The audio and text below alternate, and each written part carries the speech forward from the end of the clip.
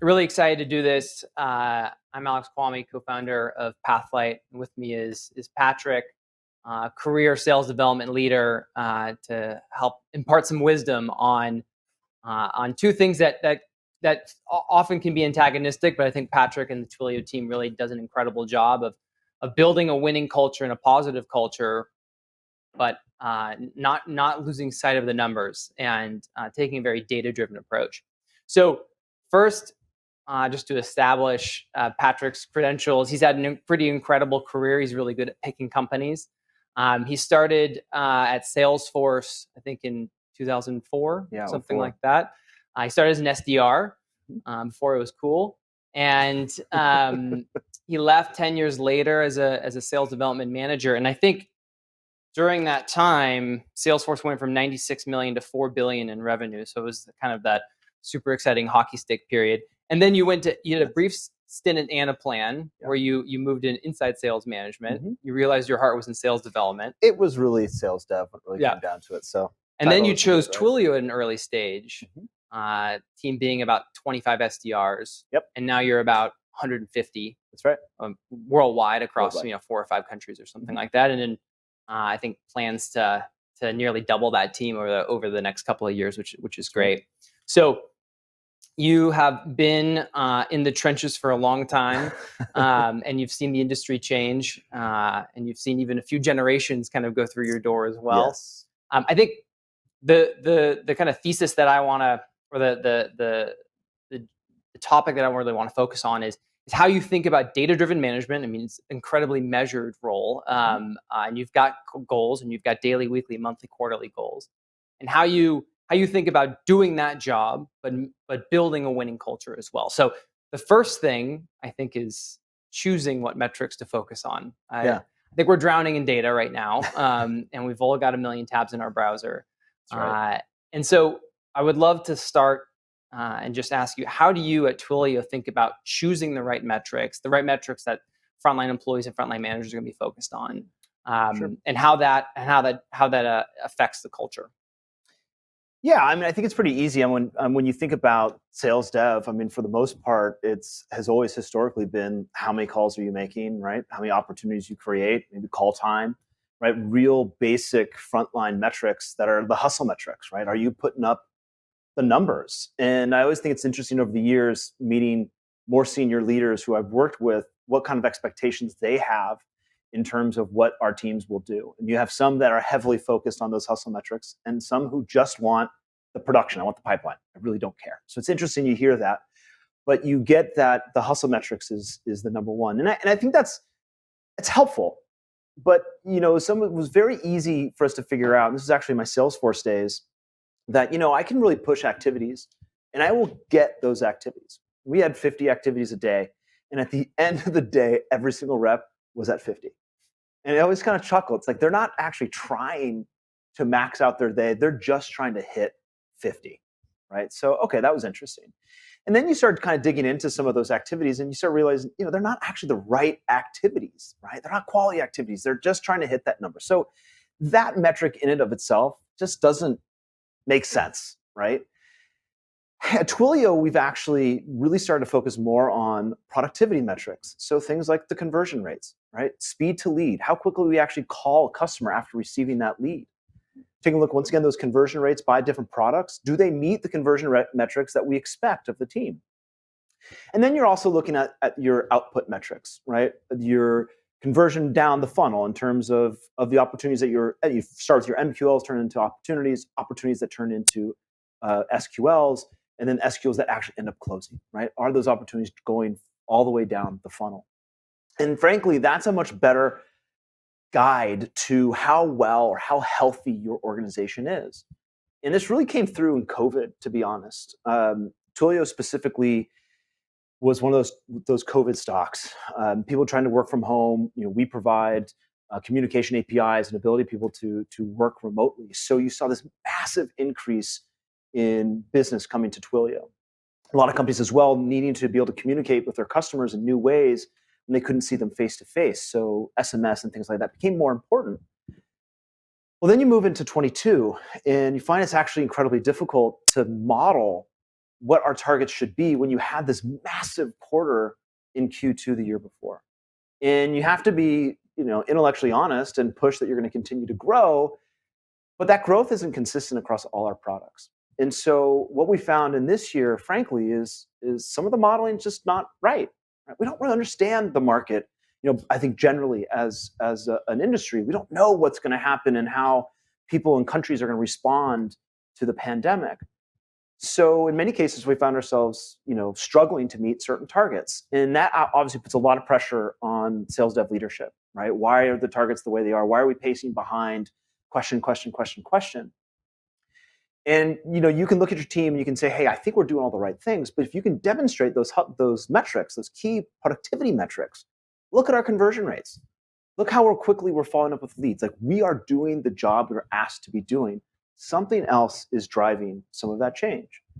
And so that was really important in our, I think, evolution of thinking about what's important to track and to measure from a sales dev side of things. Now, when you're obviously looking deeper into a rep who has struggling conversion rates, well, obviously I'm going to look in what their activity looks like, what their hustle metrics look like. Those really then come into play of understanding, are they doing the right activities? Are they putting out the numbers they should be? What is driving that drop in conversion rate? So there, the hustle metrics are incredibly important. Once again, in and of themselves, they can be a false metric when it really comes down to it. There's so much more, especially I think on the inbound side of things. Our inbound engine is really huge at Twilio. We're dependent on leads from marketing. We're dependent on what they forecast. We build our targets based off of what they're projecting. So if there's something off in that model, we're really in a tough place to find success. Outbound's a little bit different, right? Outbound is, I think there's a lot more about hustle metrics. There's a lot more about relationship building with your AEs, collaboration that drives productivity. But I think in terms of culture in it itself as well, we're not talking about the metrics of just, hey, how many calls did you make? How many calls do you make? It's more about, hey, how do we improve your conversion? We're having a more in-depth conversation about that. It's a much better back and forth, right? Because I can understand what you're trying to do. Hey, if we convert 1% higher, 2% higher, look, this ends up being X amount of SQLs. And that can actually increase you to 105% from being at 95%, whatever it may be. And so that then has this conversation more about building you up to be successful versus I need you to hit this number, right? Which translates to 50, 50, 50, 50, 50, 50. And that actually is a bad culture, right? That's where people turn off. That's when people are just doing activities to do activities, right? That's when you get, frankly, if the pressure's on heavy, people will put up activities that aren't real, right? And now you've created a culture where there's so much pressure that reps do things outside of what they normally would do because they're afraid of losing their jobs. And I've seen that at past companies, right? And then you start getting into like, okay, now you're not intellectually honest. Now we have a problem, right? So you don't want to feed into that culture, which it can actually happen by focusing on the wrong things. That's actually something that I wanted you to dig in on, because I think you guys take a very sophisticated and nuanced approach to goal setting and expectation setting, and expectation communication, and making sure that the front lines understand their expectations. So how do you think about the importance of setting those goals and communicating expectations as it relates to culture? Well, I mean, first of all, when we all are a part of sales, right? It's incredibly important that we meet the numbers and that we hit targets, right? That is a major representation of what we do, right? If you're looking at a performance review or looking for a promotion, your numbers are going to be listed, right? And you need to explain those numbers. So targets is really important. And targets are not just about hitting the goal, right? It's also about motivating reps to find success. So give an example. In summer months in Europe, we have massive amounts of PTO. So in Ireland, as an example, you have to have 25 days of PTO legally. In France, I think it's 30, and they all take it in July and August, right? So your whole team just gets destroyed. And that can create some challenge, right? At the same time, our customers aren't around either. And so we've seen times where our inbound lead flow has dropped and the reps that are there have struggled to be able to meet targets. And it has been better for us to lower their targets and create a gap between our targets and in our deployed quota versus our company goals to ensure that the momentum is there and that the belief they can find success. I'm going to get more out of a rep or a team if they believe they can hit that target versus having a harder target they don't think they can hit. So I can have a target of, let's just say it's 40, I could drop it to 30, and my reps are actually going to overproduce that 40 number before, right? We have accelerators built in there. We encourage that. We can throw in spiffs. Those type of things motivate those reps and make them believe that they can do it, which in most cases they can. But on top of that, it shows that you actually understand the challenges that they're going through. Right? Like, it's a hard job, right? It's like, I don't know. I remember my first year, it was like the best job I never want to do again. Like, it was fun, exciting, met a lot of new people, new to a company and new to tech, new to San Francisco. Like, it was really awesome. Oh my God, I'm in an office building. So cool, right? But man, it's a grind, right? And it's tough. So being able to soften that and making sure that they keep that energy up is huge for the culture. Because the people who, like, it's the bad apple. We talked about this before. I mean, it's really true. The bad apple in the bunch really can spoil the rest. I don't know if you guys have ever had that, but someone who's lost motivation, got some nods over here, lost motivation, and that's the Debbie Downer, right? That, like, in the lunch is talking bad things about the company, and it brings everybody down. It's like, God, like, that's not good, right? Obviously, you don't want to get to that point, and many times you have to remove that bad apple, but you want to prevent that from ever happening, right? And making sure that they believe they can find success. So we've chosen metrics, we've set expectations, and now really where the rubber meets the road in terms of data-driven management is in coaching. Yeah. And how you can thread that needle, obviously make sure that we are on target or we are getting back on target and hitting our goals, but also creating a winning culture. And of course, in these SDR organizations, this is their first or second professional job, and there's a career advancement agenda, and they've got a career path that they're looking towards. So the coaching is so critical. And I think having a front row seat to how you guys use performance management in Pathlight, I think I think maybe one place to start is how you guys think about one-on-ones, because you really think one-on-ones are important, and you've got a pretty, I think, strong opinion on what makes a good one-on-one and how often they should happen and what should be the agenda. Yeah, I mean, one-on-ones are key, right? It's your time to have private conversation between the rep and the manager or whomever. So it's really important that structure is strong and that it's driving them forward towards their goals. So so we leverage Pathlight, and what's great about it is it ties in for us the metrics to our one-on-ones and coaching conversations. So when we talk about pacing, we talk about conversion rates, we talk about speed to lead, the key metrics that we're focusing on, we're not talking that in terms of have you hit this. We're talking about in that terms of their overall career and their coaching and development.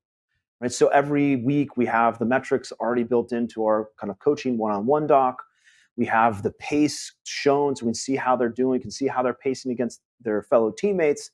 And then we have a conversation about how they can improve their abilities, their capabilities, their success, so that they can potentially move out of the role faster, put themselves in a position to be able to become the AE that they want to be, or maybe it's that job that's not in sales, whatever it may be.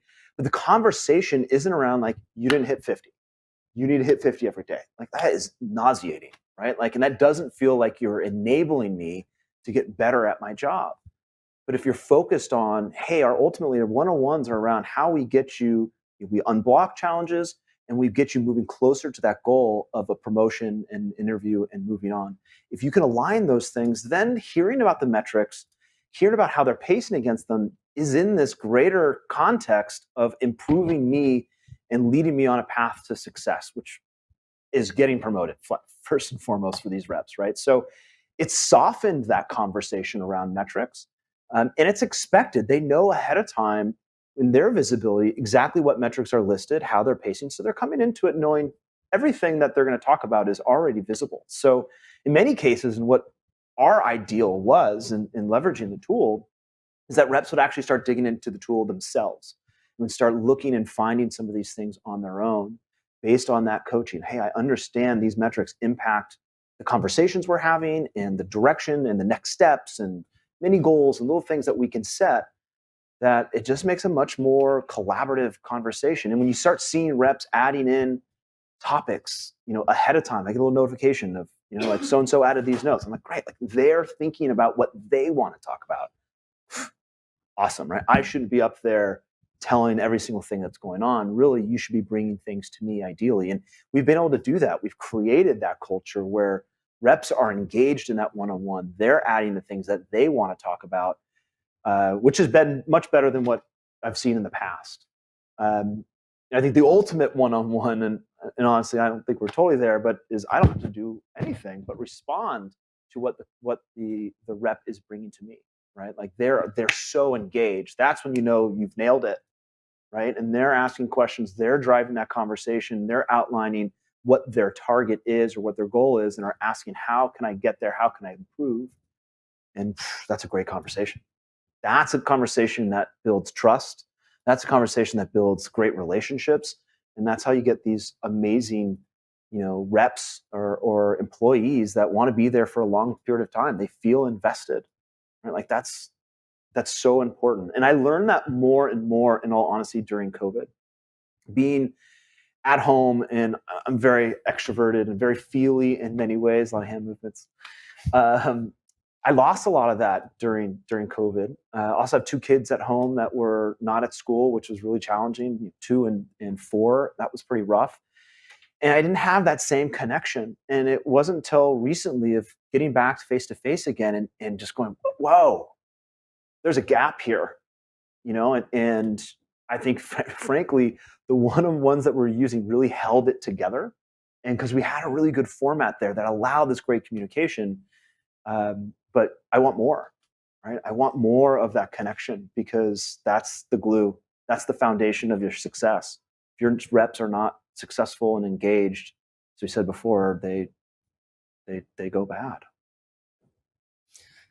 That's great. And so we were kind of covering data-driven management from a frontline manager to rep level, but then we think about from a director, VP to manager level. I think one thing that it's been exciting to partner with you on and is to actually start measuring the breakdown between positive communication, what we call applause, and coaching or critical communication. And so how do you think about that balance, especially, given your aggressive growth goals? Yeah, well, I think one of the great things and what we've leveraged is giving the managers greater tools to be able to understand their reps and better understand if what they're doing is successful. I just remember early on when we started leveraging Pathlight, one of my managers came to me and was just like, I'm really frustrated. I've been coaching this rep for quite a long time. And like, I just don't know if it's working. Like, I don't know if she's really doing better. And man, right away, we were able to go in there and just look at the pacing between last month and this month. And the rep was about 8 or 9% higher in pace month over month. And I was like, look, at the same day. And this was like in 30 seconds. It was amazing. Not to toot your horn, but it was awesome. Right away, I was like, look, you are being effective in what you're doing, right? And you can see that uptick. And that like built up that manager going like, all right. Because, managers in sales dev got in sales dev for a reason, right? It's usually like 1 or 2 things, right? Either they're wanting to get up into other forms of management, and this is a way they could do it, or they love sales development. They love the coaching aspect and what they can impact on young sales talent. So getting that feedback of going like, I am doing something and I can see it in data is empowering, right? That's what got my reps, my managers, to start diving into the tool more and to really start to sink in, is because they saw they could show what the reps were doing. Now, if you look at that in terms of applause or in terms of coaching, it gives you a lot of different capabilities, especially when you think about performance management or providing performance reviews, really being able to see what's working and what's not. But also be able to show trends, see how that rep is doing over time and be able to use that as a driving conversation is really important, right? And how the managers respond to those changes is key, right? I remember early on as a frontline manager, a rep was struggling and it went like 2 weeks or so before I actually found out what was wrong. And I remember we had a conversation, we fixed it, and rep was right back where they needed to be. And I just remember just being beat up by that. I was like, that rep struggled for 2 weeks because I didn't see it, right? I wasn't able to identify it. And so having these visual forms that allow you to be able to see the slowdown, pace changes, or even being proactively notified that, hey, you should take a look at this, right? Allows the managers to be able to be so much more effective in a much quicker time. And in even those small couple minutes you have between meetings where rep comes up to you and asks you a couple questions and you don't really have that downtime. You got like 2 minutes. Like, what can I do in 2 minutes just to see what's going on? And being able to see top players and low players on how they're pacing and performing just with a click of a button. Okay, those are the 2 reps I need to focus on. That's what I'm going to do in the short time that I have. Right? Let me send some notes. Let me provide some coaching. Let me cheer them up. Let me create a mini goal. Like, those things allow you to be more effective in a much quicker, space of time. So when we think about scaling the organization and getting the organization to grow, we feel a lot more confident in that we have this much greater communication capability to be able to build these reps up and ensure that they're successful. One of the things that we have done that's been fantastic is we ramp reps really well. And so through our onboarding process in the early months, our reps become really successful. And that's a real key metric to how well the organization is doing in bringing on these young salespeople. So last question, then I want to open it up for Sure. questions from the audience, and we're also in between them and lunch, so we'll be efficient here. But on that topic of ramping, you guys have grown really quickly. You have some pretty aggressive headcount goals looking forward, and now you've got a new generation walking through your door. Yeah. And so when it comes to culture and management, how is your framework changing, thinking about this next generation of employees that you need to hire in order to hit and obviously promote and be successful in order to hit your goals? Yeah, I mean, so it's been 16, 17 years or so I've been doing sales or sales dev, whatever it may be. Man, when I started and when I was interviewing reps for my teams, when we were interviewing reps as well, money was the number one thing that reps would say that they were in sales for. Like, I want to make money. Don't see that at all anymore, right? I want to make an impact. I want to, be valuable to the company. I want to feel pride in what I do. It's very different. Occasionally, I will get someone who will admit that money is important, but they apologize for it, which I think is interesting. But it's not that's the most important thing. And I kind of always chuckle. I got 2 kids and a mortgage. I got to pay it somehow, right? So like, money is important, but that doesn't mean greed is good, right? And so those are 2 very different things. So their view on that has changed a lot. And you see this with the questions they ask us it's interesting, right? They want to know about our values. What's your favorite value? How have you used that value, right? Like, is this a company that actually follows through with the values they put on their website, right? Because that's a lot of people can put that up on the website, but not everybody executes on it. So from us as a team, we've had to make adjustments in terms of how we cater to that group, right? So everything from the interview experience, we're constantly checking on how we can get a good interview experience. Ralph was just talking about this a moment ago, right? You don't see the note cards as much anymore, right? You don't see the thank yous as much anymore. One of the things that we pride ourselves on, even though we're constantly trying to get better, is we've had people have given us thanks consistently, even when they don't get accepted in a role. The process is really good, but we still have had to make adjustments to that. We're making it shorter, smaller, right? We've limits around how much time before we give a response. So the pressure is on us to create this amazing experience for them. And frankly, they can go other places. There are a lot of jobs out there right now. There's a lot, looking for sales development organizations. So we have to change that approach in terms of catering more to what they want as that generation is growing up. But I do think it's also important that there's a fine line as well of what they want and what they need to learn. So when they come on, and Twilio is very different from what Salesforce was. Salesforce was a little bit more, I don't want to be mean about it, but cutthroat virtually in terms of how they dealt with employees. Twilio is very different, much more focused on make sure you're developing these reps as well as possible. And that's fantastic, and I love it. But not every company is like that. And tech is a real tough industry. And once again, it's about numbers and it's about performance. So we also have to coach them on not only what we do, but what the industry does, and provide them context of, is it good or bad? Maybe, one or the other. But these are realities you're going to run into, and you need to be prepared for them. And what goes on in sales dev is just an entry point to the rest of your sales career. And every step of the way, you're getting a little less coaching, a little less coaching, a little less coaching. So you might want to, instill in them a good understanding of what it's like out there and what to be prepared for. And I think they really appreciate that insight, though you have to walk a fine line on that. You don't want to be harsh on them and giving them too much of the real world, but you want to make sure that they're aware of what it's like out there. At least I do. I think it's important. I want reps to leave my team or leave Twilio feeling that they are better prepared for that next job, whether it's in sales or something else. And we've got to do that with everything. Like Ralph said, like, your appearance matters. Like it does. So when you come into an interview, you should look the part. And I'll tell you, there's a lot of people who come into interviews and they don't look the part, and it's a different generation. So we're okay with that. We're a little bit more lax, but if you go into a finance role or something like that, it's not going to fly. So you got to make sure you're teaching them. Any questions for Patrick? We got time for one question before the lunch stampede. Sorry, I bloviate. Hey, Patrick, thank you for the time. Sure. My question's around remote culture building. So before COVID, we could all have the blue and gold fleet spiff and get your team to Sam's if you hit the monthly spiff, right? In person. So how, with the 13 offices around the world, are you building a remote culture to feel like the team is a team and not just the one-on-ones through Pathlight, right? That's, to me, one of the biggest challenges in the last 12 months. And I'm curious about your opinion and viewpoint on that.